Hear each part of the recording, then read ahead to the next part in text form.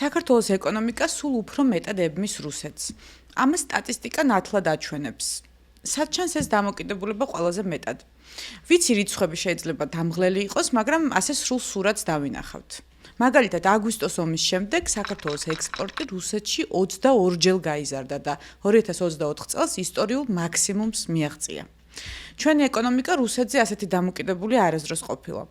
ბოლო 16 წლის განმავლობაში რუსეთიდან იმპორტი 4-ჯერ გაიზარდა. ესეც არის რეკორდული მაჩვენებელი და ნიშნავს, რომ ქართულ ბაზარზე რუსული პროდუქციის წილი მნიშვნელოვნად იზრდება.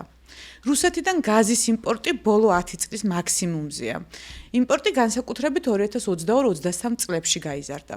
რუსეთი კვლავ საქართველოს ნავთობის მთავარი მომწოდებელია.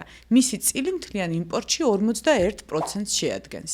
2023 წელს რუსეთიდან ფულადი გზავნილები 1,5 მილიარდი დოლარი იყო. 2024 წელს კი ეს მაჩვენებელი 65%-ით შემცირდა. ასევე რუსი მიგრანტების ჩამოსვლის შემდეგ საქართველოში რუსული კომპანიების რაოდენობა გაიზარდა და აქაც ისტორიულ მაქსიმუმს მიაღწია.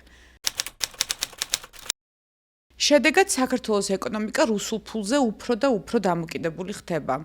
და ეს მხოლოდ სტატისტიკა არ არის, ეს არის რეალური რისკი. რადგან კრემლს არაერთხელ გამოუყენებია ეკონომიკა პოლიტიკურ იარაღად. გახსოვთ ალბათ 2006 წელს რუსეთმა ქართული ღვინო და მინერალური წყალი სრულიად რომ აკრძალა.